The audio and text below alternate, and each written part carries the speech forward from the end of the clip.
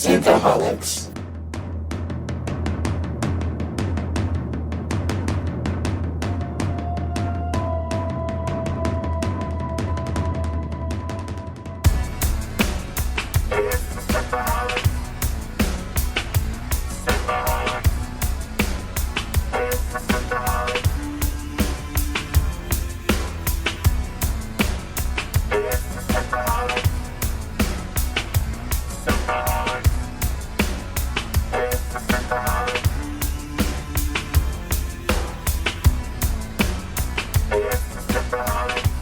Welcome to Synthaholics, our Dune edition podcast of the book Dune. Today we have myself, Aaron O'Brien, and Holly Michelle. Hello, Holly. Hello, Aaron. So we are now on to the next two chapters of Dune, and how are you enjoying the cast of characters we just keep on getting introduced to? You know, I've read this portion of the book before, and it's funny, once you've already read it, to go back and reread it, you notice other things. There are little, subtle things that are thrown in there that you don't pick up the first time you read it. Right. I think the first time you read it, you're just like, okay, tell me what happens next. Right. And now that I've already read this part and I'm rereading it, I'm just like, oh, that was a fun little conversation. That was a fun little interaction. So yeah, things that you don't pick up in there, even little wording things that they say and back and forth, stuff I never picked up the first time. And I've read this. Well, after reading this, it's gonna.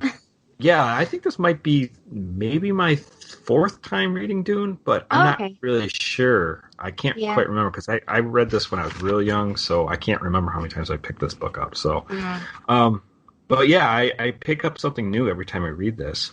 Yeah. The only thing I kind of disliked about the book in the beginning is that you just get introduced to so many characters and you kind of want the story to progress faster, but it's a very slow start. Mm-hmm. They're obviously they're not even on Dune when they start. They're on Caladan and stuff like that. So I don't know, but because you learn so much in this third and fourth chapter, mm-hmm. that it already feels, there are a lot of predictions in these chapters, so it already feels like what's going to happen. Yeah. So even though it is kind of it feels really slow, you're now like, what? And so that was one of the things that I was not remembering that was in the beginning, all these prophetic comments and the fact that Paul recognized them as prophetic. And I don't know. It was interesting that I don't remember acknowledging that or understanding that when I first read it. I agree. There's a lot of little nuances that maybe that's why this book is, treated as such a great book for sci-fi readers, because there's nuances is that there's seeds in here, even the first couple, beginning, chapters that seed the rest of the book and maybe even further. So, so this book's, they're not really chapters. They're sections within the first book. They're not numbered. Yeah, exactly. It's not chapter 2, right. Chapter 3. I think of them as scenes. Yeah. Although chapter 4 was almost 2 scenes. Yes. Yeah. Absolutely. So scene. So this is scene 3, and we are on setting planet Caladan, and we have the Reverend Mother, and she's with Paul's mother, Jessica. And they're going back and forth and basically saying, the Reverend Mother is saying, why didn't you have a girl? You were supposed to have a girl. And Jessica's like, well, the Duke wanted me to have a son. And he says, you thought you could breed the Kwisatz-Haderach. And she's like, well, I thought it might be a case. It's interesting to think that they can decide. Yeah. They're just boy, girl. Right. That's how it's going to be. No gender confusion in the world of Dune. Yeah, and there was something else. You were saying, no gender confusion. You could change it later on if you're not happy, I guess. There was a. I'll have to find the quote in here because I'm looking at the book right now. There's a quote about how there's a need for, or a desire for, wild mixing of like the Gen X strains or the different. I'm looking for it right now. Is it when she's talking about blending the Harkonnen and Atreides bloodline? Well, that's what she wanted. She said if you had something a about girl, wild. Yeah, if you had a girl, if Jessica would have had a girl instead of Paul, they could have sealed the breach between the Harkonnens and the Atreides, and maybe there would be peace. So she's kind of blaming Jessica for that, which it's not really Jessica's fault, that she decided to change that. And you know what my thought was when I read that? What's that? Well, they don't know what gay marriage is. Did you imagine Paul? Oh, I know. With Faye? That would be funny. Holy shit. I never thought of that. Yeah. That's pretty good. But so the Reverend Mother basically goes into this whole thing saying, like, because of that, you've kind of sealed your doom and the Duke's doom. And because you're his desire for the son, and now things are complicated, and she says we may lose both bloodlines now, so the Harkonnens and the Atreides. And Jessica kind of says, well, you're not infallible, there's some things that you might get wrong, and the Reverend Mother's like, well, okay, but this is what we're seeing, what's going to happen, and and Jessica's like, I don't have any regrets. And she goes, well, tell me if you have any regrets when you're a fugitive with a price on your head and every man's hands turns against you to seek your life and the life of your son. Right. So it's like pretty bleak. And then you go into different things about, like, they start setting up how the Dune universe is kind of set up. She says that, I just found the quote actually about it. Says it's in the bloodstream the urge to mingle genetic strains without plan. Mm-hmm. So that was the quote I was thinking about. Okay. So it's just funny. It's like it's the urge to mingle the genetic strains without a plan, just be willy-nilly about it. Like, we've got it all figured out. So they talk about the Imperium, which is, obviously the ruling houses, and then the Chom Company, which they're sort of like, it's like an acronym, like Combine something Mercantiles or something like this. They're basically, they run all the business end of things, and each houses have like percentage of Chom, and they make money off that. I can tell you what Chom means. Yeah, it has like a long name. I don't have it in front of me right now. I have an index in the back of this here. Chom is an acronym for Combine Hane Ober Advanced Mercantiles. Right. So they're basically, the Universal Development Corporation, controlled by the Emperor and great houses, with the Guild and Ben Gesserit as silent partners. So it's like the three combined, but it's like the Chom have their own power. It's weird.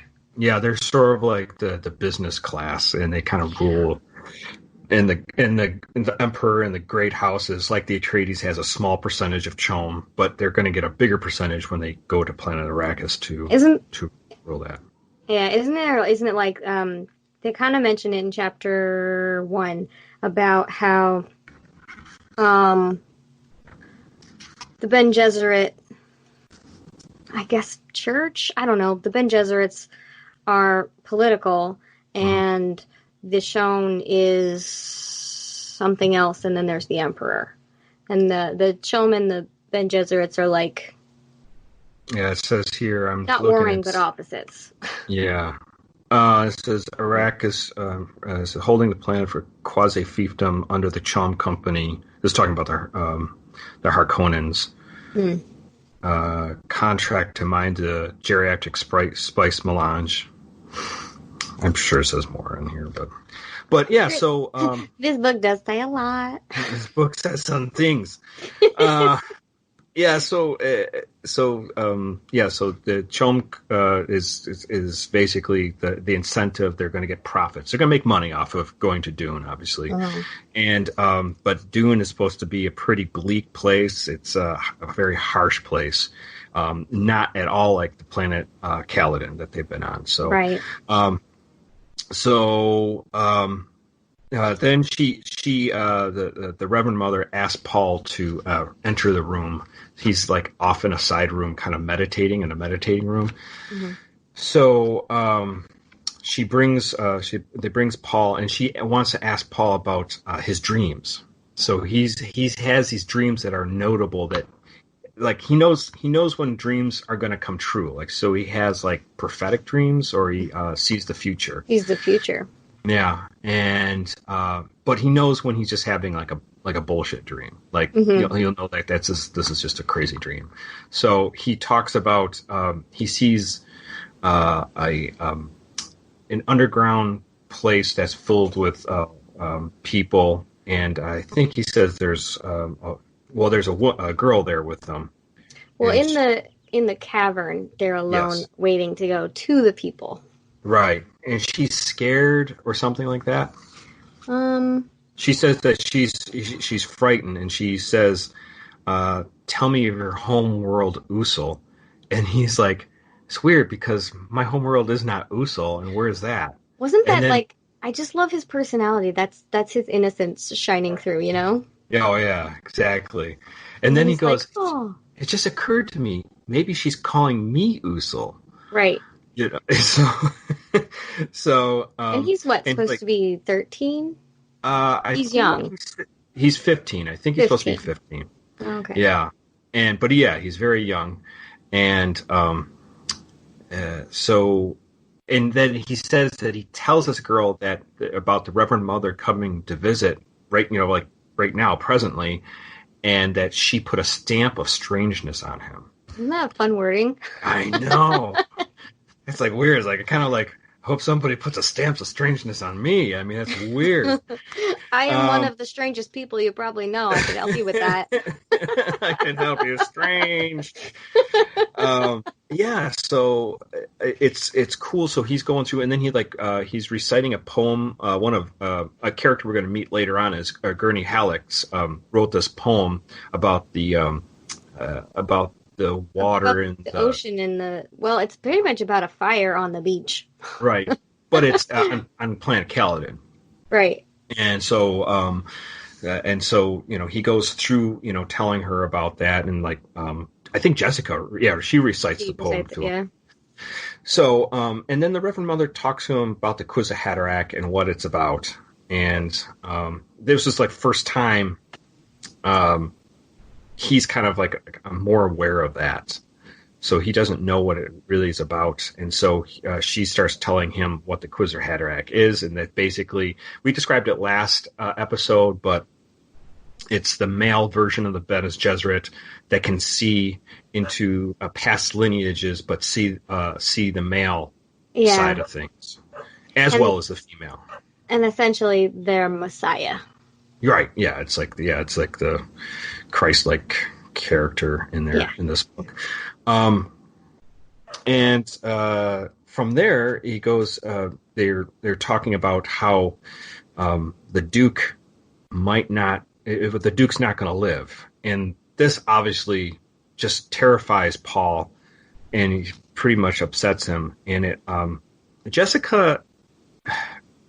She's upset with it, but she's also like kind of like resigned. This is going to be the future. And I feel like she's more like on edge, like still thinking they can change that, things, even though she can see that. I mean, granted, Reverend Mother can see more than Jessica can, but I just think, yeah. And then, so she, the Reverend Mother says that she has to leave, and then as she's leaving, and she says goodbye, and she says, "Goodbye, young human. I hope you make it. But if you don't, we shall yet succeed." So it says no matter. Whatever. And then when she leaves, Jessica, she doesn't look back, but Jessica sees on the Reverend Mother's face that she has tears coming down her cheeks. So the one thing we didn't really mention is that Jessica and the Reverend Mother do have a strong connection.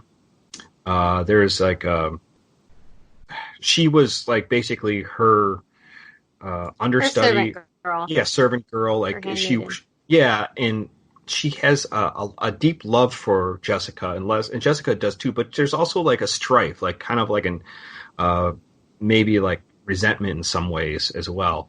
But there is a love there between them, and she loves her, but she can't change what she has to do. Like she says, duty comes first. You know, I think she even says, "I love you like one of my daughters, but duty comes first, and I have to take care of things." So so she like the Reverend Mother knows that Paul probably is not going to live. The Duke's going to die, and Jessica, who knows? Like she's probably going to perish too. So she's upset with all this as well. So and when Jessica sees the Reverend Mother crying, it kind of like makes her upset as well, because she knows that it unnerves her. It says so. Right. Which, I mean, I think that honestly, reading that again, it just feels like that was her coming to terms with the fact that he probably is the Messiah, and that didn't sit well with Jessica, because if he is, then everything that Reverend Mother has predicted is about to unfold. Right, exactly. Yeah. And they're in for a hard time. Right, which we learn, like, I don't know, it's just funny that in reading it again, it's like, oh wow, they knew everything that was going to happen. Yeah, like she spelled it pretty much out without like graphic detail. She tells them pretty sure what's going to happen. Or, so, little hints. So we go to the next scene, and we get to meet Thufir Hawat, and Thufir is a servant of the king. He's a mentat assassin. Mm-hmm. So, and he is one of Paul's tutors as well. Like he kind of teaches Paul how to all sorts of things. So, yeah. But you know, he's, I guess, a teacher if anything. Mm-hmm. And he comes he's going through the castle. He's going to see Paul, and he's going through saying that he served 3 dukes. So like he's been in around. Service. Yeah, he's been in service to the Lidos. To the Atreides for Atreides, yeah.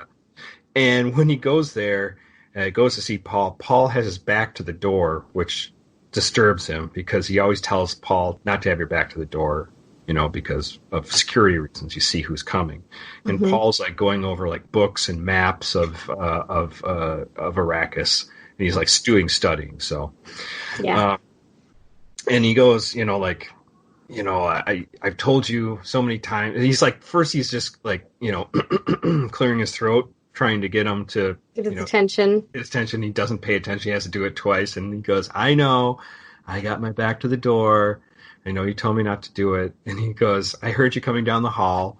And he says, yeah, but those sounds could be imitated. And he's like, yes, but I would know. Yeah, I would know the difference. So, Paul is more astute than most, I would suppose. Mm-hmm.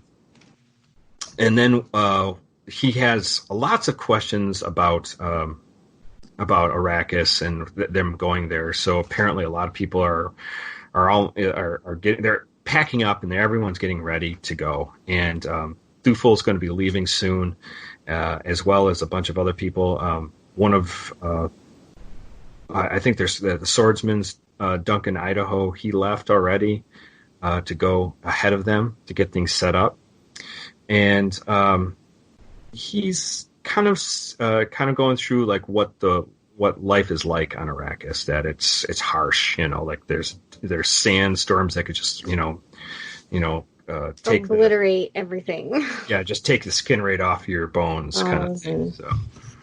Yeah, so it's pretty intense.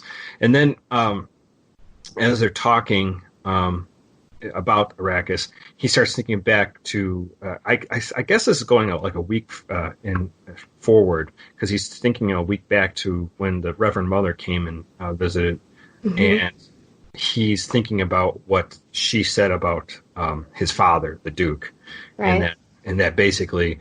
There's no hope for him, that he's not going to make it.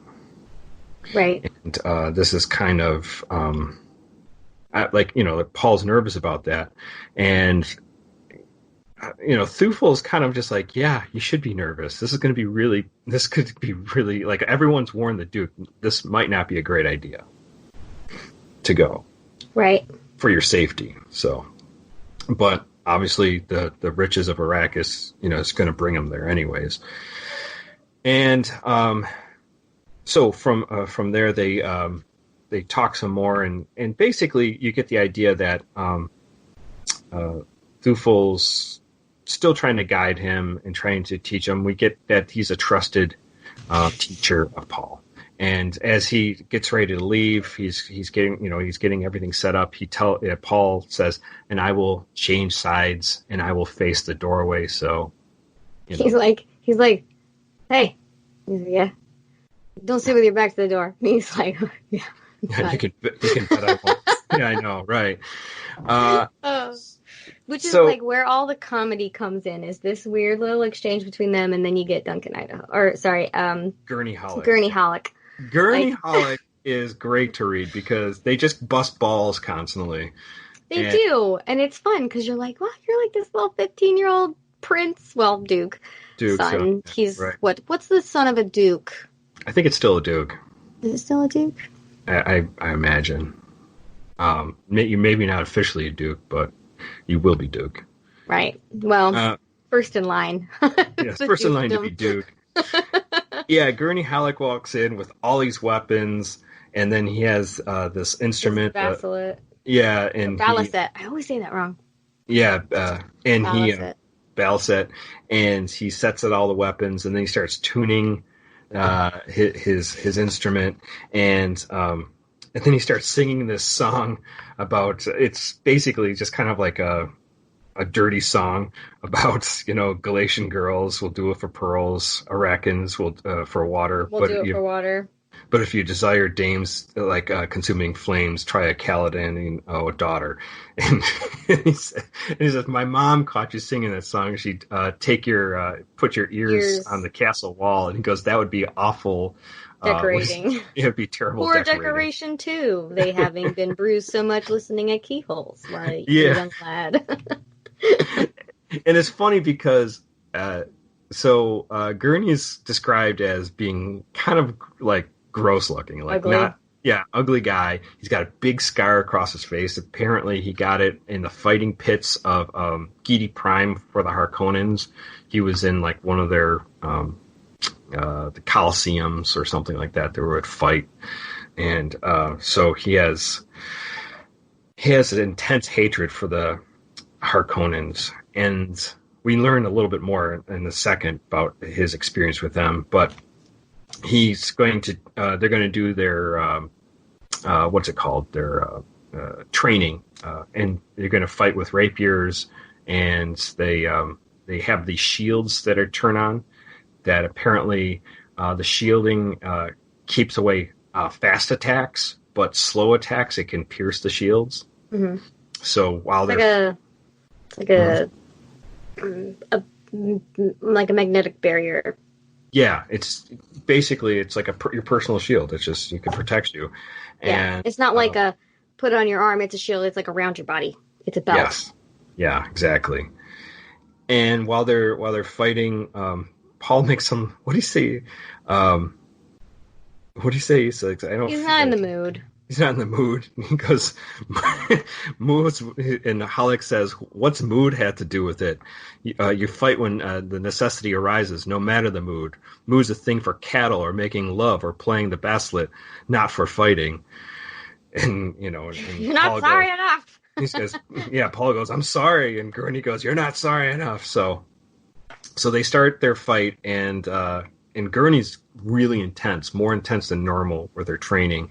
And during this point where, Paul gets his weapon through Gurney's shield to win the fight, but Gurney has it right at his crotch. Mm-hmm. So he was like, would you really have cut me? And and he's like, if you fought a step below how I've trained you, yeah, you may have gotten scarred. Right, exactly. give you a scar to remember. Right. And then from there, they go into he's gonna, like, it's a fighting dummy, like it's like a robot that he fights with a rapier, and Gurney's controlling it, and Gurney has this thought about his sister, how she was like killed by the Harkonnens in this pleasure house for the troops, and he remembers that she loved pansies, and he goes, or was it daisies? And he's so upset by this that he doesn't remember which one. Yeah. And what did he say? He's go. It was funny because he was talking about how he's thinking about how they're training Paul at the moment, and he says something like, "I'm a tree that's been grafted on all these things to that it could be a service." I'm trying to find the section where it's really. When was it? Because I have. I'm the well-trained fruit tree. He thought. Yes. Full of well-trained feelings and abilities, and all of them grafted onto me, all bearing for someone else to pick. Yeah, I was like, wow, that is unbelievable. And he's going on his thoughts like Paul is been shielded, and now he's going to be forced out in this world, and he's going to be exposed to all this stuff. So, I don't know. I thought it was really. I was actually, I don't think I'd been touched that much by Gurney before. And reading that, I was like, maybe because I'm older now and I'm reading it, I'm like, I get that.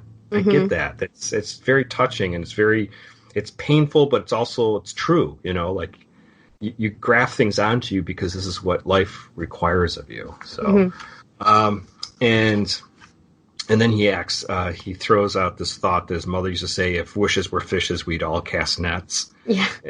Which I've heard before, but maybe because my parents saw this when it came out and read it, and so maybe they just said it when I was growing up, but I've heard that before. Yeah, no, I wonder if it's an old saying. I don't know. I have heard that once or twice before, not as often though, but and he thought it was funny, that expression, in a planet that's never known sea or fishes. Right.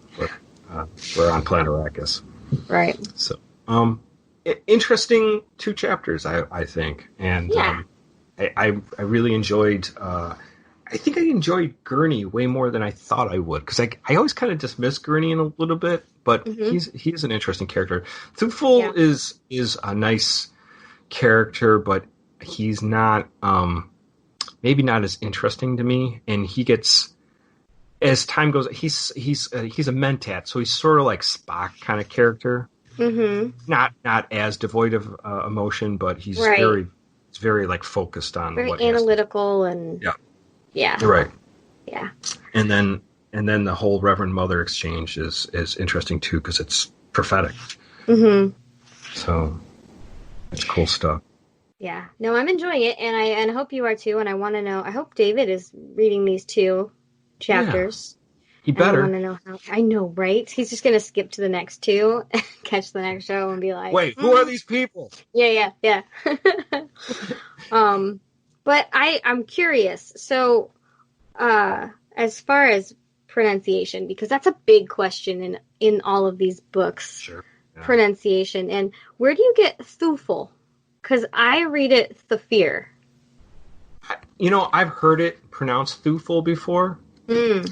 So it's Thu and Phil. Yeah, you could be Thufir. I don't know. I guess I just read it Thufir. Thufir, yeah. So, there's a ton of stuff in these books. Like, when we were talking about doing a read through of this, I was like, man, we're gonna have to do our first episode, or maybe the 6th is gonna have to be us going through the glossary.